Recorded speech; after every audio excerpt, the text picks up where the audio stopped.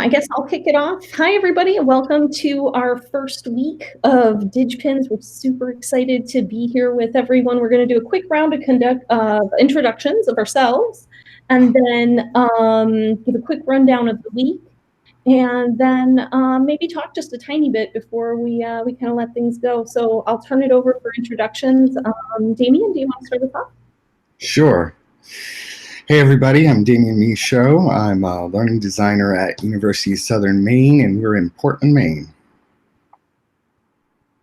Taylor? I'm Taylor Jaden at St. Norbert College. I'm a learning technology specialist.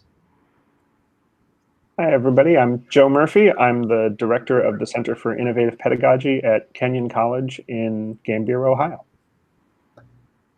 And so I'll give just a quick rundown of the activities and the content that we have for the week. Of course, there's this video, but then we have a mapping process, which we're calling, the digital identity analysis. There's actually two mapping processes. One of them's optional. The visitor and resident typology is a great way to think about our lives online and where we spend where we spend our time in those spaces, and the effects that those spaces can have on us both professionally and personally. The folks who came up with that typology, some of the folks who came up with that, there's a lot of people involved in that thinking, but some of the folks who are involved in that have actually, their thinking has progressed. And so the triangle mapping process is another way to think about that. If you have time for it, feel free to dive into that. We are doing an introductory synchronous video call, and we had everybody fill out a doodle for that. Thank you, everyone who filled that out. We really do appreciate that. It helps us to schedule these kind of things.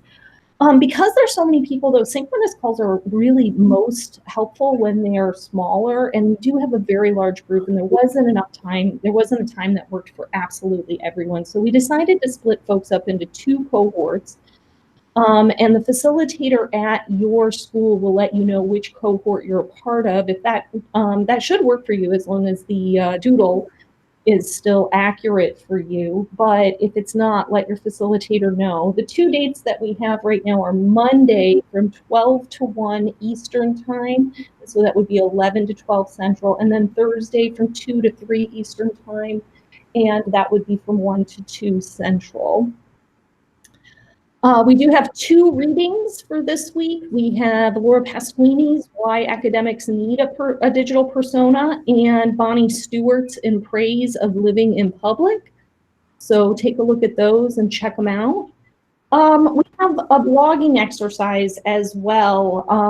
And so take a look at that. I'm really excited because we also have discuss.digpins.org. So when you post to your blog, everything gets aggregated at discuss.digpins.org. And remember that blogging is thinking about your own thoughts about what we're doing this week and expressing those. It could be writing, but feel free to make a video or get creative in some way. But it's also about communicating with others, reading about what others are doing, or looking at what others are thinking about in these spaces, and then responding to them, connecting with them, that kind of thing. So discuss.digpins.org is a great place for us to do that between cohorts. So each of our blogs will have the authors from our cohorts at our schools, but discuss.digpins.org aggregates everybody together into one space. So that's just a really great thing. So that way you're not visiting 4 different blogs. So we also have our ongoing activities. If you have questions, feel free to throw them in your back channel. We're using Slack. I know some people are using some other tools at other schools. And then feel free on Twitter to reach out as well, using our hashtag DigPins. So that's a quick rundown of what we're going to be doing this week. But I also just wanted to open it up to the other facilitators and have a little bit of a discussion about this week. I know all of you have, we've been meeting weekly to build this out, and we've all done these activities and kind of worked through it. I'm curious what you guys are looking forward to. What's the thing that you're kind of excited about for this week? Well, I know for me, in the identity week, when you do the visitor resident, when you go through that activity and you start to realize what kind of footprints, what kind of artifacts you're actually leaving out in the virtual world. I was struck that it turns out that I'm really like a lurker. You know, I consume a lot, I'm in the background, but I don't really create or leave much behind. So that was something, you know, that was a big moment for me to think about how I wanted to project myself into the virtual world. I definitely agree. The mapping was a really useful tool for me. I felt like I kind of knew some of my tendencies to consume more than create, but I think for me, what I really learned from that was when I looked critically at the map I had created, I saw areas where I wanted to reduce the time and areas where I felt like I could gain, like especially professionally, by putting more time in over here than a certain other platform or website or tool, whatever. And I think a lot of that is coming very quickly down the road for me. I think my map is going to look a little differently than when I did this last year, and I think it's probably going to look different in a year, in part because just personally, my professional identity is shifting, and it's clear just some of it is from the job point of view. My office needs me to be doing and disseminating more writing. And professionally, I'm finding communities that I really care about that could use more of that productive time, and that will have to come from somewhere else, you know. So there's a work-life balance in there, and there's a little foreshadowing for next week when we get to the networks. Right. And I do think that that's such an important point to be made, that when we do the mapping process, sometimes folks do find out that they're more visitor, and I do think sometimes they feel bad about that. And I don't think there's anything wrong with that. I think it's important to be visitor in some spaces, and some tools just you can't be resident in. You can't be resident in a Google search, for instance, right? So I think that it's really important for us to talk about that and kind of normalize that in some sense. The optional activity of doing the triangle mapping, Donna Longclose and Lori Phipps actually created that because I think there's some problems with the visitor and resident mapping. So there's some foreshadowing, I think, to the scholarship week as well, right? Around how our thinking evolves and you know, how our scholarship kind of changes throughout time.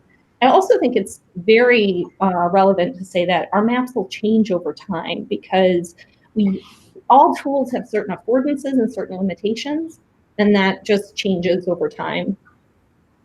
I think it'd be interesting to have an aspirational map. Oh, Like, you know, Yeah. you know, like in a year you think it'll be different, and autumn's, you know, these are things that always change. But in some places I want to push the change, and maybe I should make a goal map. Yeah, I've noticed that the photo sharing site Flickr is that area that keeps moving up into that upper. You'll see it when you do the map. It's that upper right corner where you're talking about. I think that's personal and contributor. But what it reflects is I'm enjoying taking photos more, and I'm enjoying making them and sharing them more. And I keep wanting to.